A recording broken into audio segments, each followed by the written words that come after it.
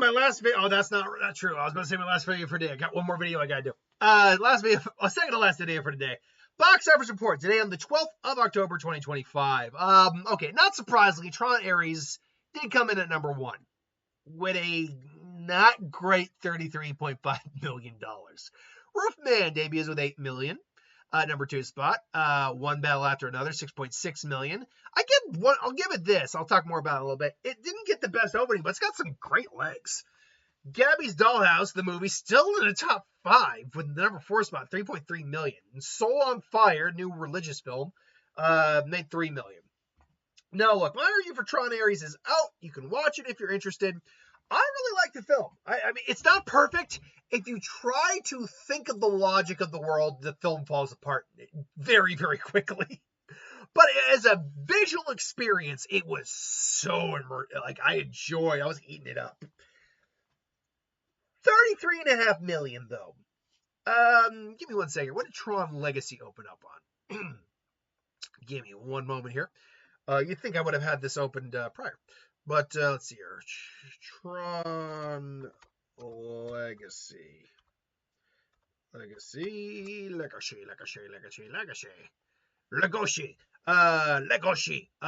Okay, it opened less than the last one did.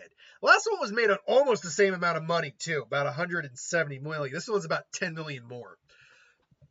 Which it does, like, as good as the effects looked in Tron Legacy, I'll say I think these are better. So that 10 million was once well spent, at least in that regard. But the other one only made 44 million. This one didn't even open to as much as the last one did. It opened to a full quarter less. So what happened here? Because this was being, marketed as a big thing. Tron's back. Well, the reviews weren't great. They weren't god-awful. Like, it was a little over 50% of the critics liked it. The audiences, though, were around the high 80s. So audiences liked it a decent amount. But I think it really comes down to, it could have been Jared Leto. Some people don't like Jared Leto. That's fine. But I think it just comes down to the IP. I think Tron was a great idea in the 80s. Good novelty. I don't think the modern era really cares about Tron, unfortunately. It sucks. It does. But it's just an IP that even with today's, worries and advancements with AI, I just don't think this idea resonates as well anymore. I don't have a very much firmer answer to that, unfortunately. I mean, when I talk about like the quality of the movie too, there's ideas that are really cool in here. If we brought something from a digital world into the real world, is it in fact real? Like, is it now flesh and blood, or will it just fall apart?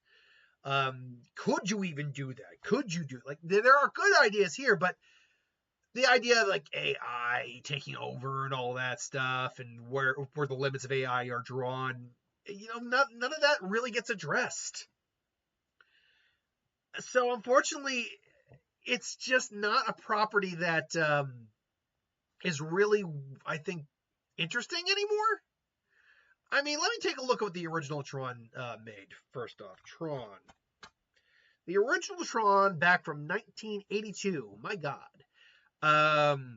made $33 million on a $17 million budget. Okay, it's very clear to me what the problem is. It's the fact that no one actually really likes this IP that much. When I say that, let's be very clear. It became a cult classic, Tron. It did. And I mean, it became such a cult classic that the next film, Tron Legacy, made right around $400. I mean, yeah, just slightly over $400 million. Now, man, mind you, they made it on a pretty large budget. I will say this too: opening with $44 million, it still managed to make $172 million domestically. Now, it made $228 million internationally, which tells me that if this Tron Ares is to make its money back, it's probably going to be on the international side of things. It's not going to be in the domestic front. But what it also tells me, again, is that people don't really care. I was right. People don't really care about this franchise. It wasn't popular when it came out. It had to become popular as a cult classic. And even when we brought it back for a modern era, people were just like, it was okay. Because that was my feelings on the movie, the last one. It was okay. This one, I'm like, it's better than the last one. It's fine. It's good. I mean, it's, again, if you try to break down the plot, you're just going to go mad and smell copper all the time. But overall, it was still, I'd still say between what we got with the characters that did work and all the great visuals and action and stuff like that, I'd call it a good entertaining time.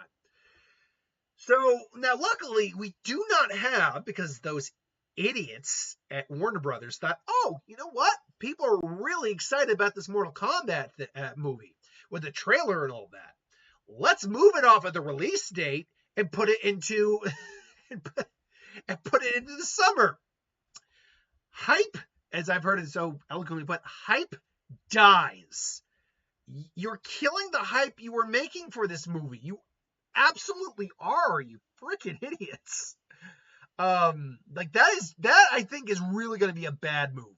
That is going to hurt their asses. So yeah, now the one thing I will say for Tron, similar to what I kind of said for One Battle After Another, is it does not really have any sort of competition at all for the rest of the month.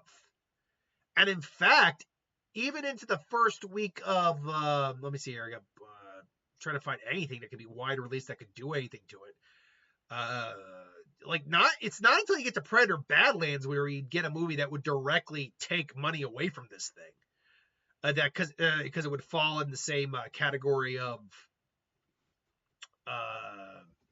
type of movie, sci-fi, science fiction, whatever, and PG-13 now. But anyway, yeah, we'll see what happens with Tron and Ares. I would like to see another movie in this world if possible. I just don't know if we're going to get to it. Roofman made $8 million roughly. These aren't the actuals; these are the estimates, but the estimates are usually within like a million of each other. So $8 million. I don't know what the box office for Roofman is. Give me a second here. I'm a roofman. I'm a roofman, or I'm a roofman. Roofman. Let's see here. Any do we got a budget on this? Let's see here. Budget. I'm gonna try to see Roofman, by the way, on Tuesday. I have the day off and that day, so that will probably be the best time for me to try and see it. Okay, budget roughly about 18 million, give or take. I can see that. It's a relatively low budget film. So for a film that's made on 18 million, it made 8 million opening. Again, statistically, that's good. Or like, not statistically, but I guess statistically. Like from the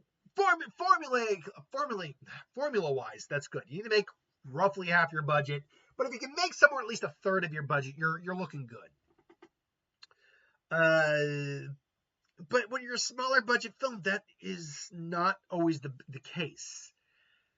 Unfortunately, I don't see this film probably making its money back. 8 million just is not big enough. And even if this film only takes like a 50% drop next week, it's still only making 4 million next week.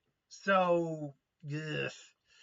What they probably were hoping for is something along the lines more of like a $12+ million opening weekend. Didn't have to make 20+, but if it made like a $12+ million opening weekend and then had lower drops like low 50s, high 40s, then they might have been able to recoup something. Mind you, we don't know if this is going to get an international release or not. We'll have to wait and see. It's just not a movie that's designed to make money. That's a weird thing to say because every movie is hopefully going to make money, but I think most people understand what I mean when I say something like that. It's not the type of movie that's kind of like designed to really attract crowds very much. One Battle After Another, it came in number 3, dropped 39%. Like, look, again, its opening weekend was trash, absolute garbage, but it's got freaking legs. I'll give it that. Now, unfortunately, it's not going to make its money back. It's not going to even get close. Even if it managed to make another $100 million, it still wouldn't be close to making its budget back. Movies made on like roughly, I think it's like between 170 and 180, so 175. Even if I did like say 75, even if I lowballed it to the utmost at $50 million, and that'd be me lowballing it at the lowest. That's a film that's still made at $225 million, needing to make, roughly speaking, 330 just to break even. That's not happening. It's just not happening. But again, it's an Oscar. Again, it wasn't a film that looked like it was going to be a big box office winner. What it did look like it was going to try to do, what it sounds like it's going to be doing, is more going for awards consideration. Which, okay, fine, great, wonderful. Still doesn't mean it's going to make money. By the way, what's the overall for the box office this week? Well, let's take a quick look. And we'll just stick with the millions. That's $33.5 million. That makes that 41.5.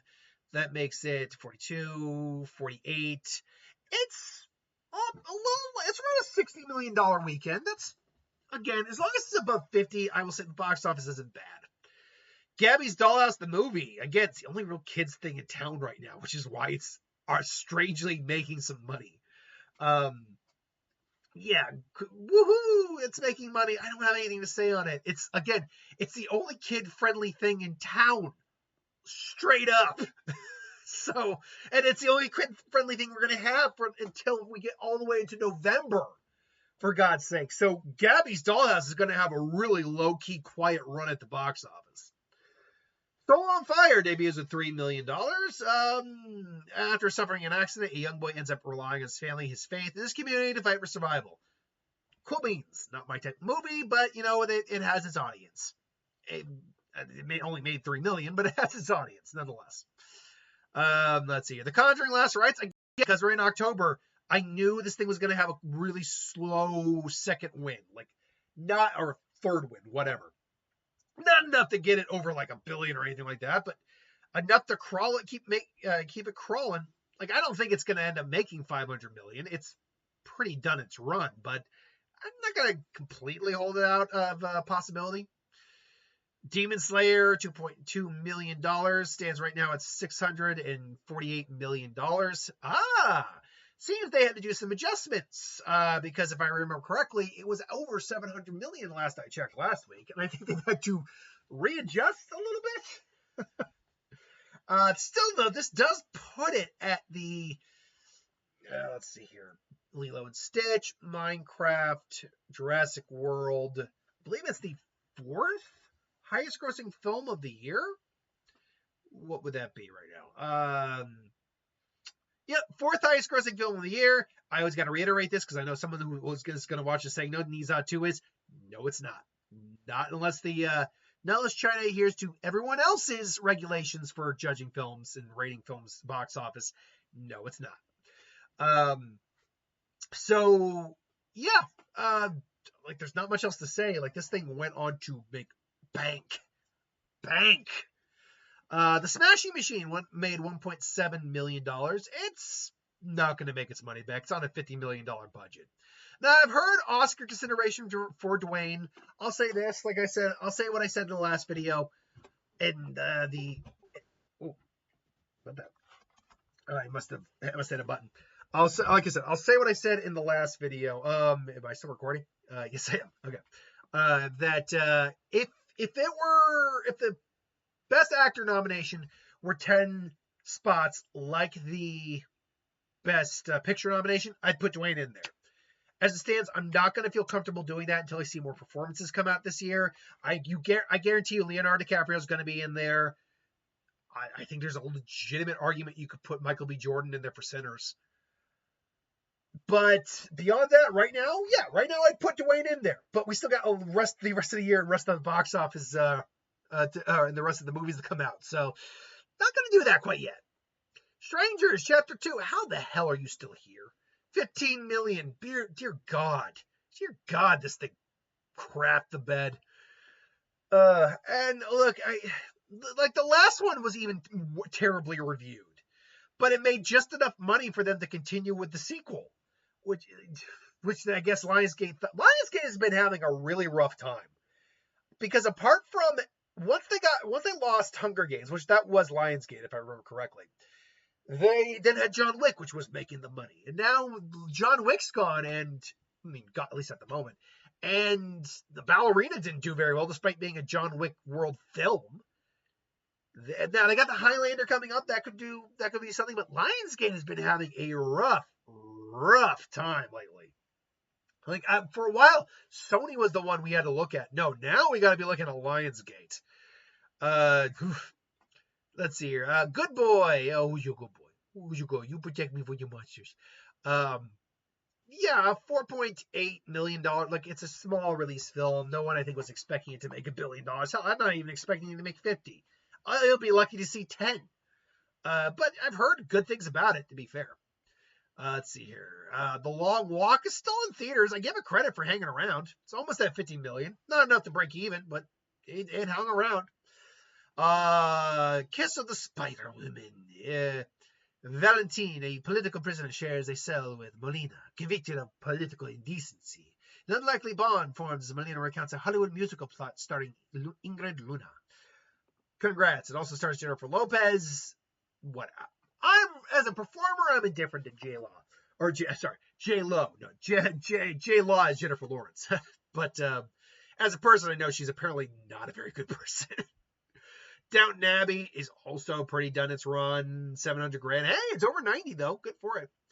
You want to talk about a movie that came and went like a fart in the wind? I mean, at the very minimum, this would have been a movie you should have moved into October. You should have moved that one into October. You probably would at least gotten a better opening because it's horror based. October's the horror time, so it would have probably handled better than what happened. And the Bad Guys 2 still hanging around a little bit. $227 million. It made its money back. Good for it. 100%. So, yeah, look, do I wish Tron Ares had opened greater? Yes, I do. Am I shocked by the result? No. Hell, I went to a 10 o'clock showing. It was XD 3D with my girlfriend. We thought there was at least 2 to 4 more people in the theater with us. We were wrong. There was no one else, which at least allowed us to kind of riff and have a good time. I'm not going to sugarcoat. That is a horrible opening for that movie. It's a horrible opening. Now, that being said, the last one opened to $44 million, a little bit more. It was made on $10 million less, but still went on to make $400 million. Is this thing dead in the water? Based on that, no. And it has the advantage, like I said, for the rest of the month, not having any real competition at all. Because Mortal Kombat would have easily killed this thing at the box office. But the fact is, Mortal Kombat moved. So it might be enough. Again, we have to see what the international is going to really look like for it. Because like I said, that's where the real money's going to come in for it. So we'll wait and see. Maybe it could have some legs. Maybe it could. I'm dubious, but maybe. In terms of this week, we got Black Phone 2, and After the Hunt, I believe, is getting a wide release. 1 second. I literally looked at this not a moment ago to figure it out. Okay. Yeah, After the Hunt's getting the wide release. Good Fortune, that's the other one. Black Phone 2. Okay. So I feel comfortable saying Black Phone 2 will be number 1. The first one was a huge hit. In fact, what did Black Phone, the first one, open up on? Black Phone. It opened, I mean, it had a hell of a box office. Let's see, Black Phone only opened on 23 million, but went on to make $121 million. Or 61. What the hell am I talking about? $61 million. Now, this was probably on a bit more of a higher budget, but I'm confident thinking this one's going to open at least in the mid to high 20s, maybe even the 30s, which if Tron Ares draws what I think it's going to draw, probably in the low 50s, maybe mid 50s, it's going to be well below that threshold. So, I mean, yeah, I feel confident that's going to be number 1. The question is, do I feel confident that either Good Fortune or After the Hunt could be in the number 2 spot? The answer to that is no, I do not. I do think Tron Ares will still be in the number 2 spot. That said, let's see, where is After the Hunt right now? After the Hunt is only in 6 theaters. I don't see After the Hunt and Good Fortunes are both movies that are kind of honestly like a smashing machine, opening maybe at 6 million ish. So, which one is probably the more likely? If I'm gonna be flat out honest, I don't know if either of them will. But if you're gonna put my feet to the fire on this, and One Battle After Another has been taking small drops, but it's got three releases. After the Hunt is going to be something that kind of is at least in the Oscar campaign thing for that. That's going to hurt it. Which means if I do the math on that, drops below 4 million. Oh, God. Ugh. I think I'm gonna go after the Hunt, and then One Battle After Another, and then Roof Man. I have the suspicion that Good Fortune is going to open to like a very low 2 some odd million. But you can quote me on that, but don't hold me to that. I'm not like psychic or anything. I'm not saying this is the facts. No, I'm not. Anyway, I digress. That's my prediction for next week. What do you think of this week? Are you surprised by Tron Ares' lackluster opening, to say the least? Do you think there's any hope for it to be able to make its box office back? Let me know in the comments below. Till then, thanks for watching. I hope you enjoyed, and I'll see you next time. Later.